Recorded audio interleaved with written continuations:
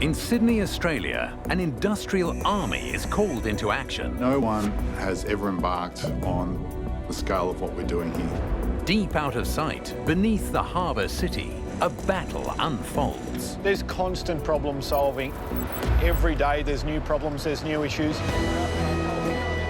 Battalions of engineers pit giant machines against rock and mud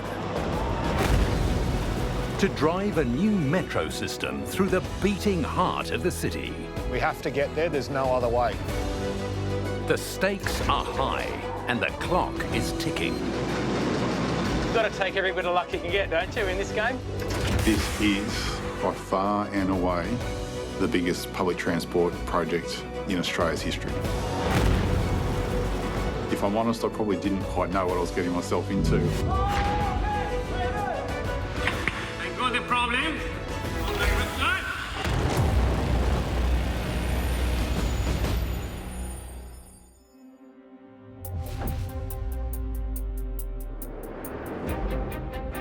Across Sydney, a small army of workers are reshaping an entire city, building a revolutionary metro system for the 21st century and beyond. When it's complete, this new driverless railway will have dozens of new stations, more than 150 kilometres of track, and create a giant loop around Sydney. But with mega ambitions come mega challenges. Major buildings to demolish in the CBD. Giant holes to carve deep underground.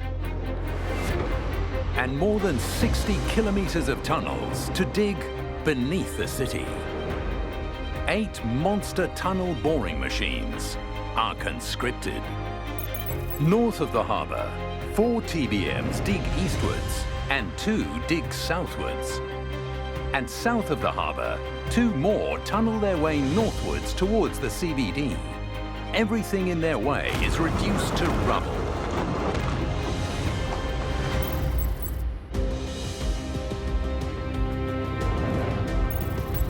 At the Barangaroo station site, design manager Ali Shard and the team are dealing with a startling discovery. We found the oldest Australian-made boat.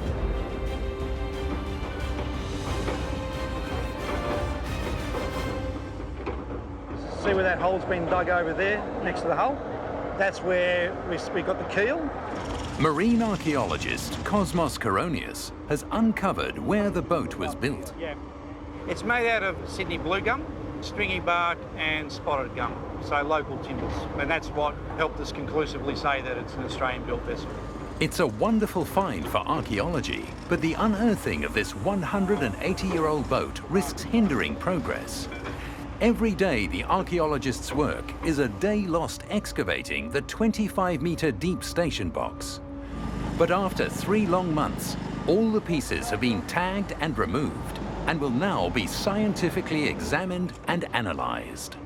So the archaeologists have finished taking the boat away, and we can now really get stuck into the excavation of the station.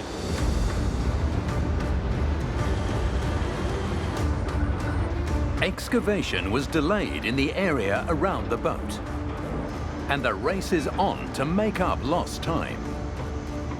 The massive steel beams suspending the road are extended. Concrete is poured over one section. A roof is added so the team can work around the clock while keeping the dust and noise in. Beneath the roof, to make up for the lost time, excavation is back at full pace.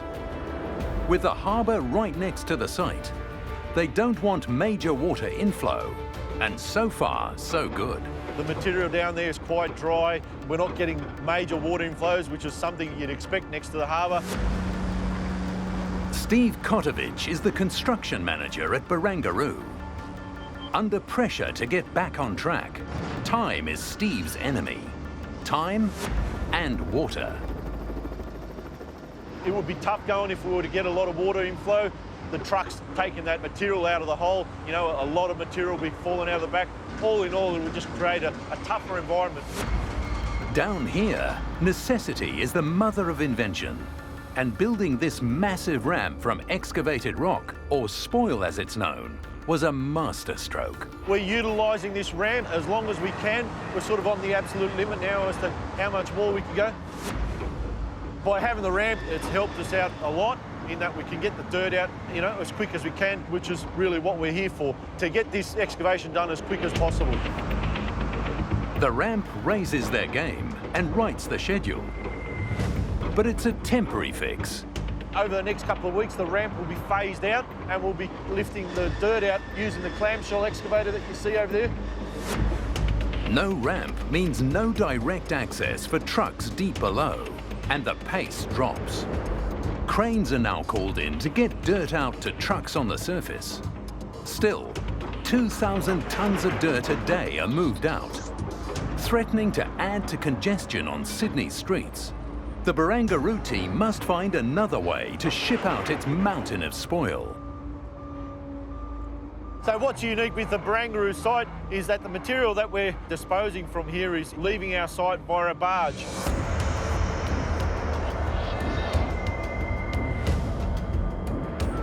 At the other sites, we're taking spoil away by truck. You know, it adds traffic to the city.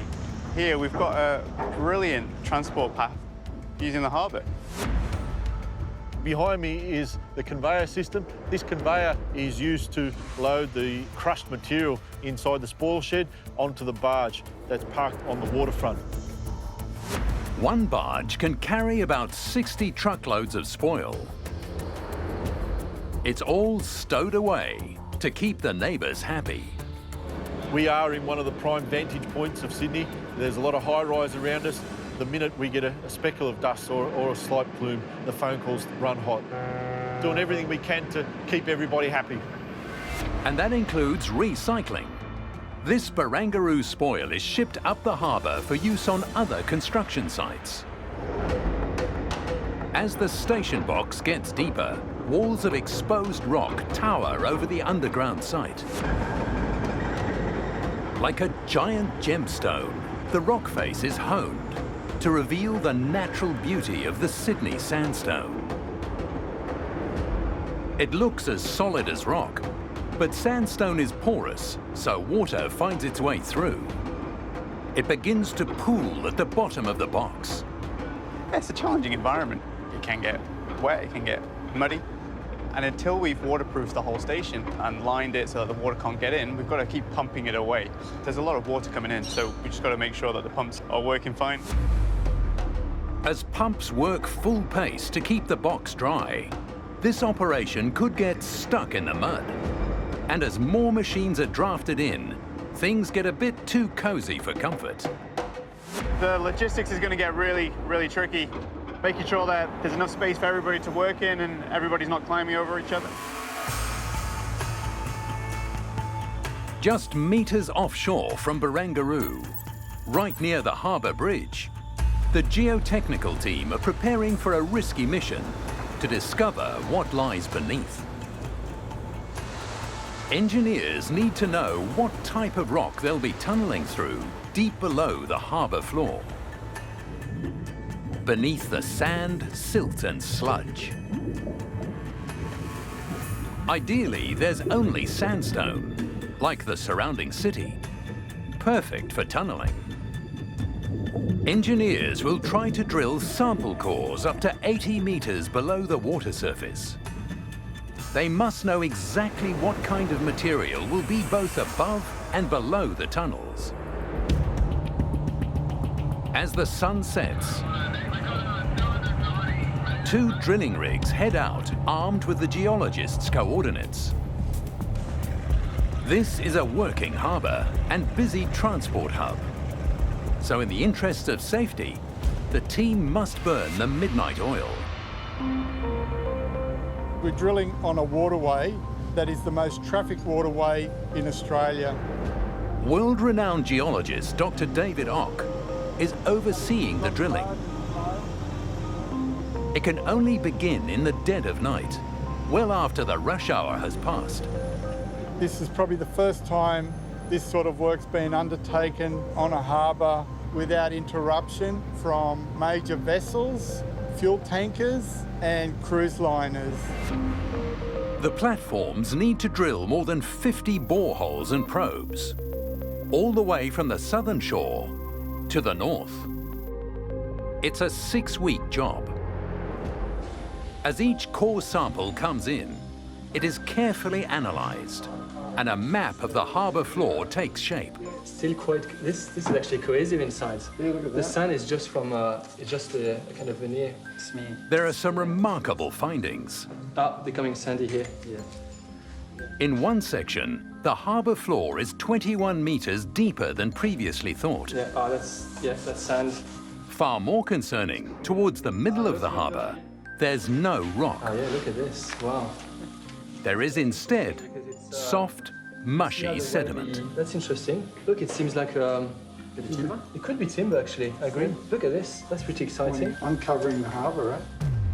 Amazingly, the core samples contain fragments of charcoal and timber. Wow.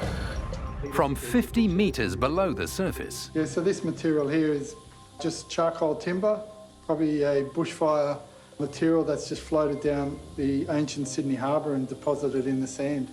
Probably the first time these have been brought out in the open for nearly 20,000 years. During the last ice age, the harbour was not a harbour.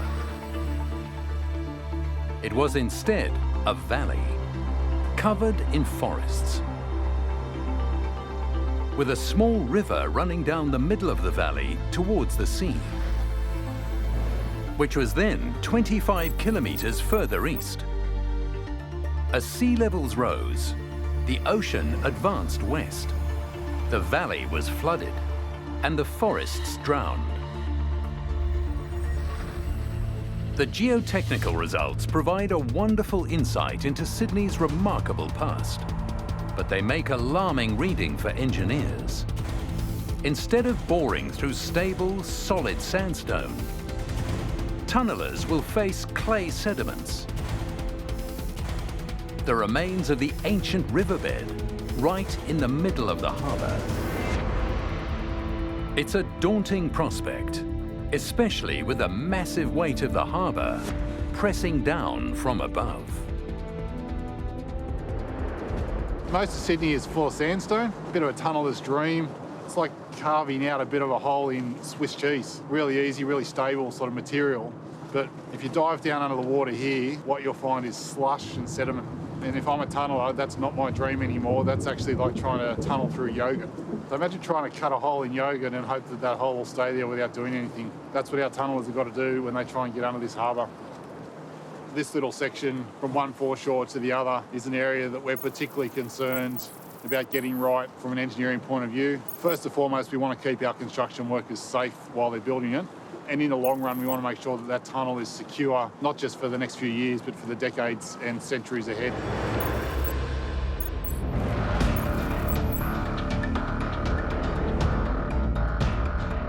In Guangzhou, China, the last TBM to roll off the production line is a very special rig. Called a slurry machine, its only job is to get through the soft ground beneath the harbour. Her name is Kathleen. Named after Kathleen Butler, the technical advisor to Sydney Harbour Bridge engineer John Bradfield.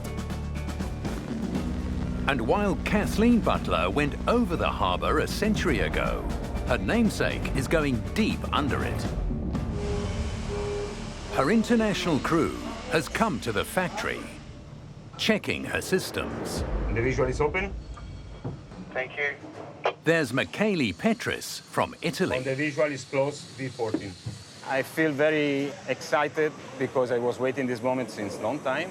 It was a year of preparation, and now finally we have the machine ready to go, so I can really wait the moment to see the cutter head turning the first day. Leading Kathleen's team will be Andreas Mint from Germany. He knows the conditions that await him beneath Sydney Harbour are perilous in the extreme. You remember from your childhood days building a tunnel on a sand pit or out in the dirt. It's very soft material, so if you try to build a tunnel in this type of material, it just collapses naturally. To stop the soft sediment or yogurt collapsing into the machine, the front of this TBM is highly pressurized, pumped full of liquid bentonite and high-pressure air to repel the pressure of the sediments and mud and stop it from flooding into the machine. So we basically create an equilibrium between the existing pressure in the ground and the TBM, which is excavating the tunnel, making sure we don't get any collapse of the tunnel whilst we move forward. Using high-pressure machinery underground is fraught with danger. So just behind the TBM's nose section are two hyperbaric chambers. When we do work in the front, when we have to do maintenance on the cutter head, people need to go into this chamber. These small, airtight rooms provide access to the nose section and also serve as compression and decompression chambers for the crew. Working in compressed air is like diving. You might know when you go diving, when you come up, it takes some time to slowly come up. It's very much the same here when we do compressed air work.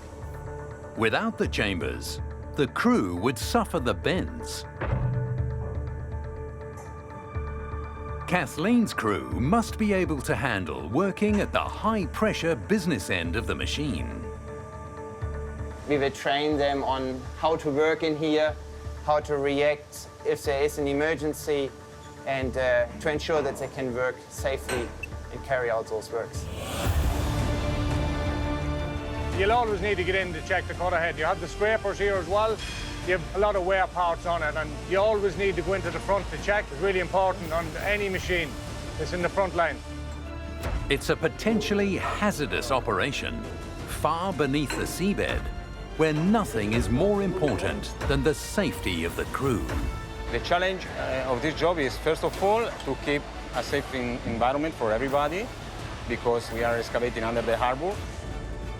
When we are tunneling under Sydney Harbour, there are no second chances.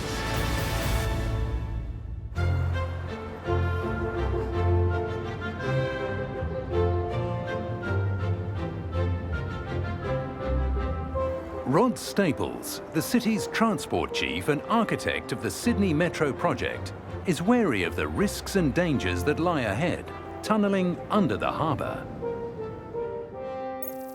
He heads to the UK to inspect a recent tunnelling project firsthand. In London, as in Sydney, these train tunnels had to be dug beneath a major waterway. In this case, the Thames. Simon Wright leads the British project. It's a bit more like trying to cut through yogurt. The moment you dig it out, it all falls in on itself. We have a lot of yogurt. Yes. But London clay is perhaps a bit more cheese-like. It's a kind of fairly solid yogurt. Pleased to say that the ground control, the settlement of the yogurt collapsing in on itself was pretty good, thankfully. How are you doing with that? Simon takes Rod on a tour of his Crossrail project, It's 50 mil. where tunnelling sometimes came extraordinarily close to existing infrastructure. We had to weave our way between the existing northern line and an escalator barrel. There's about 380 millimetres under the escalator barrel and about 500 millimetres above the northern line. So the TBM was only that far away? Literally that far away. In the highly specialised world of mega engineering projects, the best learn from the best. If major programs can learn from each other globally and build upon this library of data and information and good practice, then we will all get a lot better, a lot faster at what we do. But engineers are a competitive bunch, especially when the title of World's Best Metro is up for grabs. For me, the battle will be won or lost on the systems and getting the testing commissioning right. I'll back us to have the best customer outcome. Oh, well, there you go. We'll see. We'll take a ride on each other's railway and we'll have a glass of wine on the outcome. How's that? Look forward to it. Thank you. Well done. Cheers.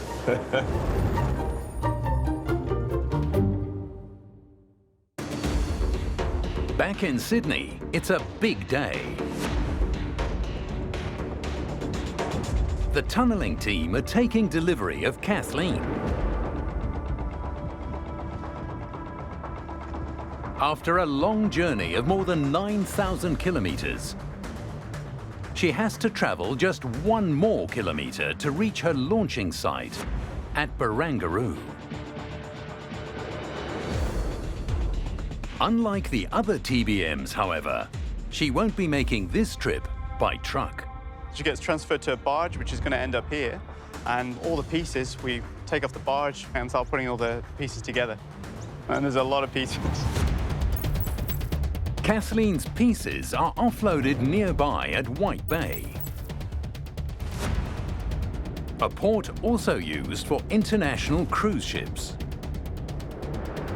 The 3 largest components will be transported together, so they are being craned out of the ship's hold and lowered directly onto a barge.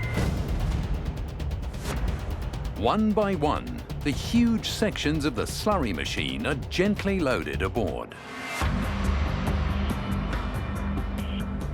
After some final checks of the all-important cutter head, the barge heads off across the harbour to her launching site. Since work is still underway in the station box, Kathleen will be assembled in her very own shaft.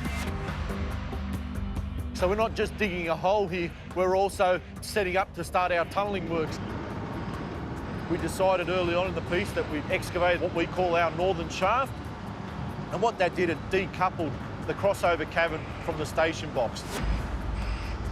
We could have started the tunnelling at the station here and going under the harbour, but it's a tight site. There's a lot going on, and it's just not the most efficient way of doing it. So it means that we can separate the 2 activities, and we can do the tunnelling at the same time as excavating the station box. This has created more challenges. Kathleen's shaft had to be dug right under the Munn Street Bridge. The massive size of her largest components means it will be a tight squeeze. Oh, it's pretty tight. The engineers at the start and our designers sort of left nothing to spare. But that ordeal awaits.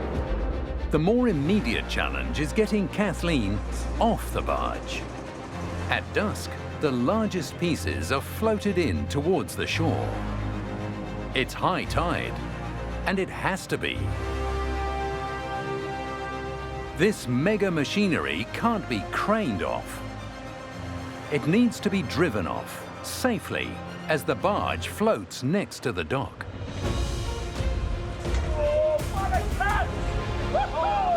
To have the best chance of doing this, Andreas's team has brought in a special multi-wheeled machine called a self-propelled modular transporter, or SPMT. It's a scene straight out of NASA. Responsibility falls to Andreas to make sure nothing goes wrong. A lot of preparation from the whole team. We now bring the machine from the barge onto the land and then at Barangaroo. An SPMT is an extremely agile machine. Each axle can be moved independently and separately jacked up and down. Essential for transporting a massive load across uneven ground, which is exactly what it faces now, driving the huge TBM components off the barge. So we drive the SPMT underneath the load, we jack the SPMT up, we pick up the load, and then we drive away with the load on the SPMT. This is pushing the envelope. Even for a sophisticated and powerful machine like the SPMT, it must lift a 220-ton cylinder balanced on a barge, which is floating on water. If the SPMT doesn't lift the load perfectly level, the massive machinery and its precious cargo could tip over into the harbour. The team can't afford to put a foot wrong, but soon there's a problem. The tide starts to turn. And the lower the water gets, the steeper the climb to the dock.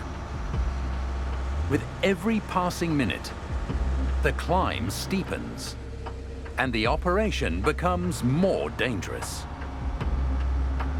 The operator revs the massive engines, but it's still not enough. If they can't make it now, they'll have to wait for the next high tide.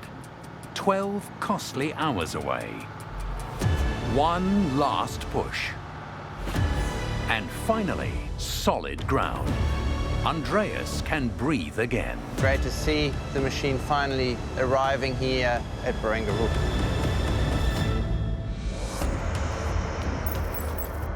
Right in the heart of the city, another extraordinarily challenging station excavation is about to start. Martin Place, gateway to the heart of Sydney's global business and banking sectors. Like Central Station, Martin Place must stay open, while a whole new station is hollowed out below. Giant new metro caverns and tunnels will be carved out just a few meters away from the existing operating train lines. At the same time, enormous boxes will be excavated to support 2 new skyscrapers, as well as the station infrastructure like escalators, and the cafes and shops commuters will pass through as they descend to their trains. This new station is extraordinarily complicated and will eventually rival Central as one of Sydney's busiest.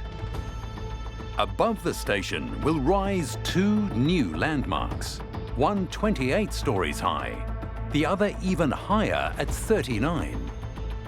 Together, they will be a new workplace for thousands of people. But there's one major complication. This heritage building, 50 Martin Place, built in 1928, needs to stay exactly where it is. Once the city's tallest and most expensive building, its solid red granite base and ionic columns are a Sydney landmark. And it needs to stay that way, sitting above the massive new station that will be hollowed out below. Project manager Will Freelander is working with the building's team to ensure it is protected. Over 10 stories high, it's a full city block, and we're basically going to construct a railway station directly below it. Working around and below 50 Martin Place without disturbing the historic structure is one of his more daunting tasks. So we've got to do a whole bunch of geotechnical research, we've got to do investigation in the area to make sure that all those tunnels that we're going to put below are not going to cause the building to move in a way that would damage the supports or damage the facade. Michael Silman is the project director for the station and the new skyscrapers. He also oversaw the complex restoration of 50 Martin Place. He is understandably cautious about all the caverns and tunnels to be dug beneath his bank. The National Trust has given it its highest category, essential to the heritage of Australia. So that's kind of a bar that not many other buildings in Australia have. We're not expecting any form of significant damage. There's a net over the stained glass window, and before the excavation works start, we'll be installing a net in the grand hall. So making sure we protect the heritage elements of the building is absolutely the top priority. Will and Michael must take extreme care that the team's work around and below the bank does not undermine this grand old building. It is grand. Probably not everyone's taste in their household, but certainly spectacular to visit, and I want to leave it that way. Will has installed all manner of gadgets, the latest technology, to detect any unexpected and unwanted movement. We have noise and vibration monitors on multiple levels in the building and in multiple areas. We've got noise meters measuring the ground-borne noise that's travelling through and also the airborne noise that's coming through the windows. And we've also got vibration meters down here picking up the ground-borne vibration. You come in here and you see the marble features and the columns, you really understand that any changes below could affect, the 12 or 13 stories above. And we have a process where we get together and analyse the data, so that gives us a lot of comfort that things are being well monitored. 50 Martin Place is in safe hands, but the buildings next door are destined for demolition. And reducing them to rubble falls on the shoulders of Brian Marshall. Mid-city demolition is quite high risk. We're taking down a building, one of them's it's at 28 stories high. We've got to put the machines on top of the building in the first place. As night falls and city blocks are shut down, the team prepares to lift excavators onto the tops of the buildings they need to demolish. Great care is taken attaching the chains. No one wants to see a 3-ton machine plummet back to street level. We need to work out what pressures those cranes are going to put on the pavement, because there are services, there are access tunnels and different structures that are directly below the pavement. We need to make sure that we're not going to cause damage to those or cause the pavement to fail and have an issue with the lift itself. The first of 3 excavators makes it onto the roof, 80 metres above the streets below. In the coming days, the wrecking crew gets to work, turning concrete to rubble and dumping it all down the centre of the building, where the lifts used to be. This is the fastest and most efficient way to get rid of a high-rise building in the middle of a busy city.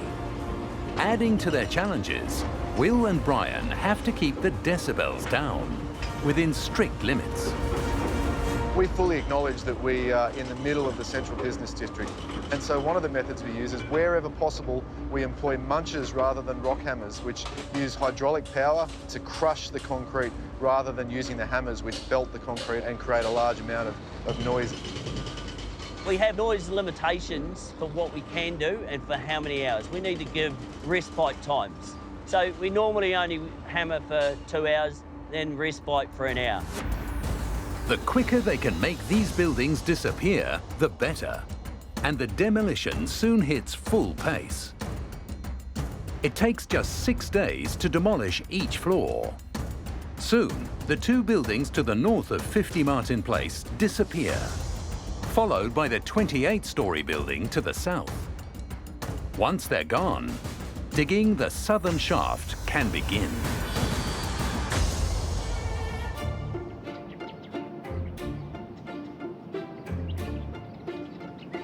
Responsible for designing Sydney's new metro trains is Frenchman Xavier Allard. He wants to give the trains a unique Sydney touch and has found his inspiration at the Royal Botanic Garden. I think it could be really interesting to use the idea of roots coming from the ground for the front end of the train. So it could be interesting to express stability, to express something capable to give confidence to the passenger. I think it could be good and could be unique also for Sydney.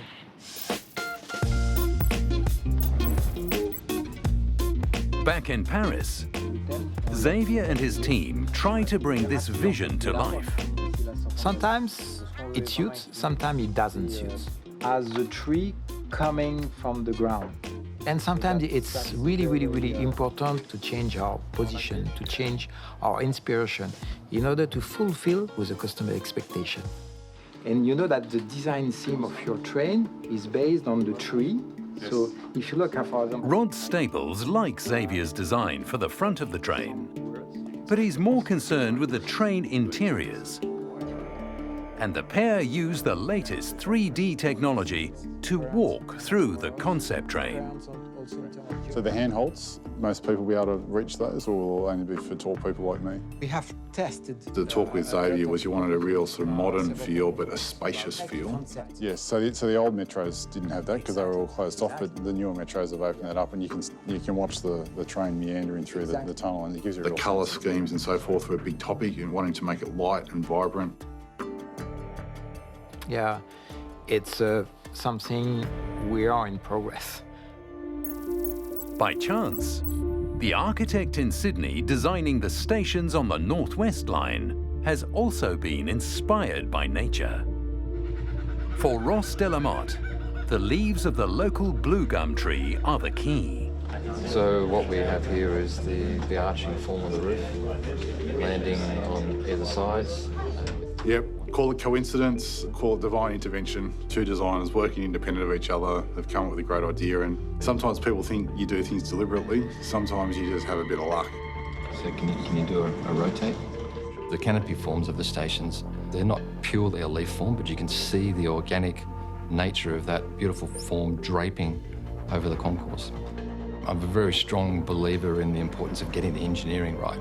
These jobs are so big and so complex that you have to solve the engineering problem, but you can actually use the engineering design criteria to make beautiful structures. No doubt I had high expectations from the very beginning about what we'd create here, and there was two very strong messages. Think outside the box and really push yourself to come up with a great design. Transport's brief to us was to really create the next generation of transport excellence. That's it. That's it. Now we're cooking. I gave them the space to go and do something extraordinary, and I think they did more than that. I think he absolutely nailed it.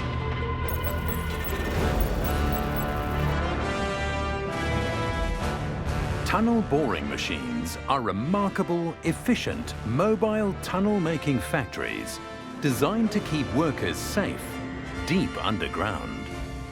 Refined over many decades, the TBM design means the crew is never exposed to unsupported rock.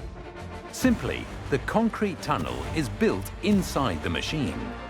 As it moves forward, like a giant mechanical worm, it leaves a finished tunnel behind it. The concrete segments are brought up into the machine, and a robotic arm lifts each one. The segments are secured to the others and bolted into place. 6 concrete segments make up one ring. Then powerful hydraulic arms push off the latest ring created, providing the force to move the TBM along the tunnel. All the while, spoil is constantly being conveyed out the back of the TBM and down the tunnel on giant extendable belts. TBM Nancy started tunnelling from Marrickville 4 weeks before her sister, Mum Shirl. But the difference is now down to less than 2 weeks. Mum Shirl is catching up. It seems rivalry is alive and well between competing TBM crews. Brendan Timmins is the TBM operator on the Nancy crew. We did have a good lead on them before, but they're probably a bit closer than what they were. But yeah, it's all good. Just a bit of friendly banter with the boys. Just friendly banter? Sure. So who will be the first to the finishing line at Barangaroo? We're TBM 1, so I'm hoping TBM 1 does. There'll be some bragging rights there, I dare say, yeah. We started before them, so I sure do hope we finish before them anyway. Timo fears that going first, being the pathfinders, could be a disadvantage. I suppose any little dramas that you do have, like, they get a little heads up. We're the guinea pigs, really, so... Timo and the other crews keep track of whether they're getting ahead or lagging behind by keeping a tab on the number of rings they've made compared to the other crew. I checked on the conveyor screen, we were 377 rings in front. I think we're back down to only 100 or so. So, boys, ring up, how many did you get today? And it's the same as anything. Hopefully we break through first, but whatever it is, it is. Breakthroughs are grandstand events. On the Northwest Line at Hill Showground, a large crowd gathers for the big moment. It's not long before TBM Elizabeth makes her presence felt. After devouring almost 430,000 tonnes of rock over just 4.2 kilometres, TBM Elizabeth gently noses out a small slab of rock. Almost there, she makes one last push. But suddenly, a huge piece begins to fall further to the right. For an alarming moment, the entire wall shudders and huge rock slabs begin to fall. Then Elizabeth smashes through into the light. It's been a long, hard journey, and her battle scars are clearly visible.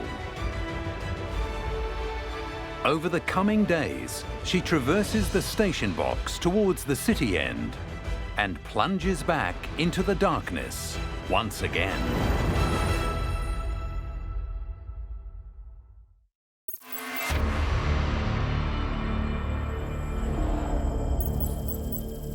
Back at Barangaroo, it's time to put the specialist slurry machine, TBM Kathleen, to work. Front sheet.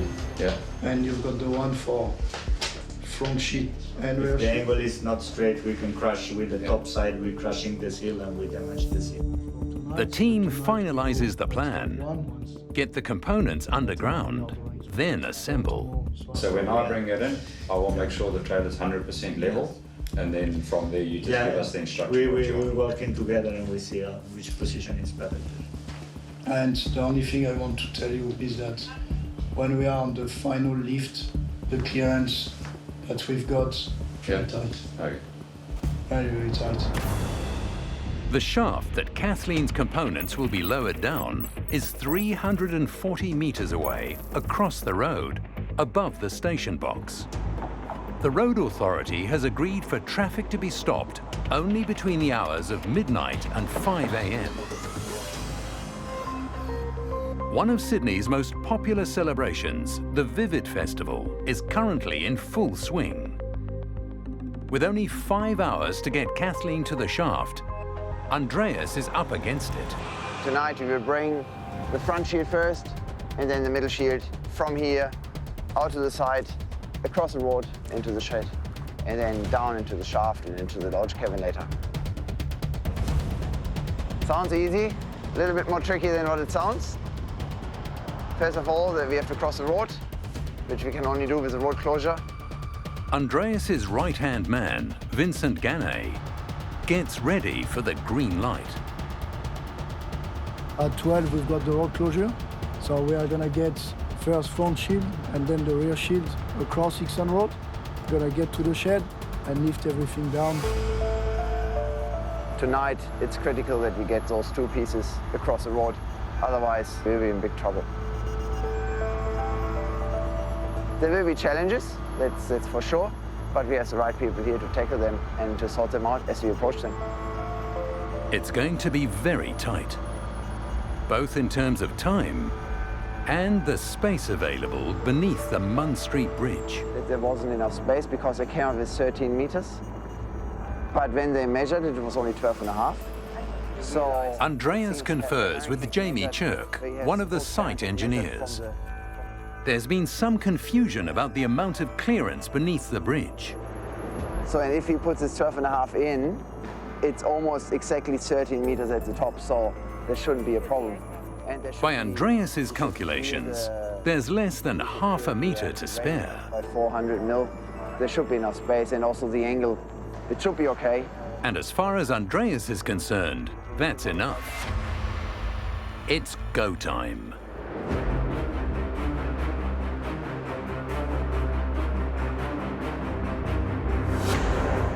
At 11 o'clock, the SPMT gets the first giant piece of Kathleen on the move. Yeah, it's just you can't see because the light is in the way. It crawls towards the road. When the road closes at midnight, the team want to be ready. Make straight and keep that line. Make straight and keep that line. Okay, we have 5 hours now. The road is closed. We need to get the TBM across the road. Let's go. The countdown is on. With 190 tons of machinery on board, every move must be inch perfect. There's already over an hour on the clock, and the next obstacle, Munn Street Bridge, is yet to come. The top of the cylinder stands over 12 meters above the road, but mere centimeters below the bridge's concrete slabs. Andreas hopes that his calculations are correct.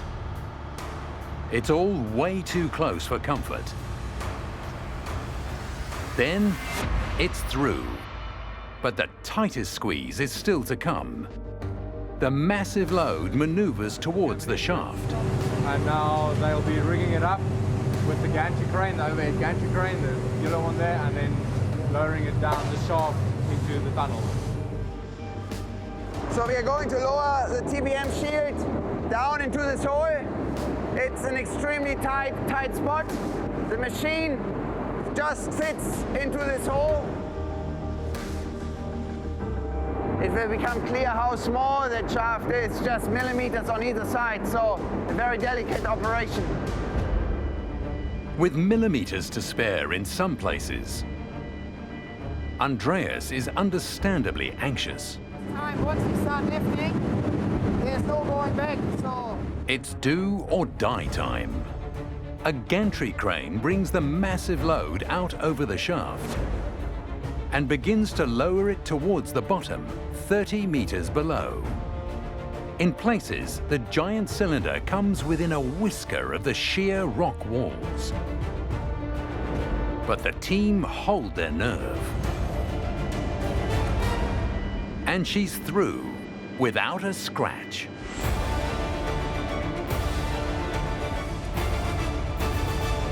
That's 1 down and 2 to go.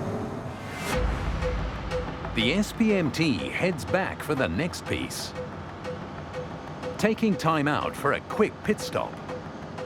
We're just stopping for a bit of fuel, and as soon as we finish filling up, we'll get back into moving the shield. 2 hours and 15 minutes. We should be able to make that easy. I have no problems at all. I think we're good for time. We'll load up the second shield and then take it across the road. The second shield is bigger than the first.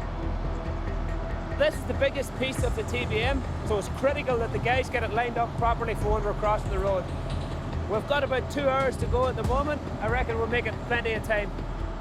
Bigger than our last section, so it's going to be a bit tighter. This one is the most challenging.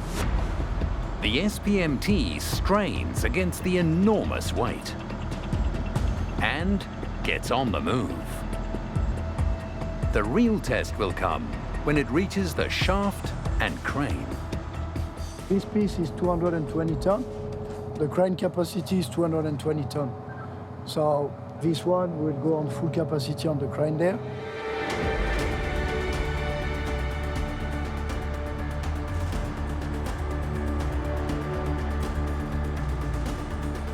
The shield makes it across the road and glides under the bridge. The team just make it before the road reopens. The road is open now, yeah. Thank you. Now it's test time for the gantry crane. Right on the limit of its lifting capacity. There is zero room for error. In a night of tight squeezes, this is the tightest. With anxious eyes watching, it finally arrives. At the bottom, the team inches the 220-ton monster into position and joins it to the first shield.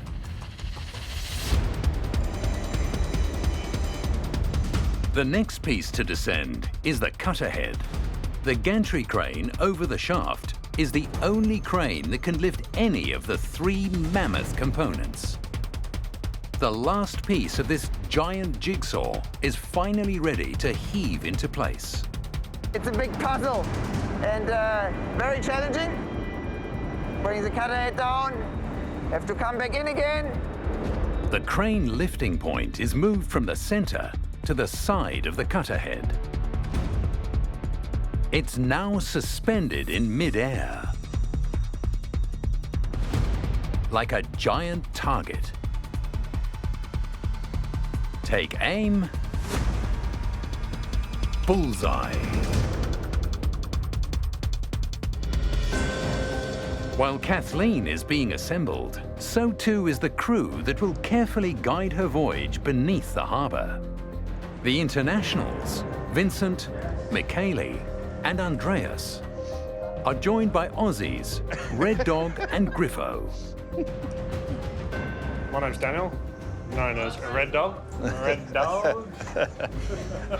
Well, yeah, I don't know where the red come from, but... Engineer Jamie Chirk has also joined the team.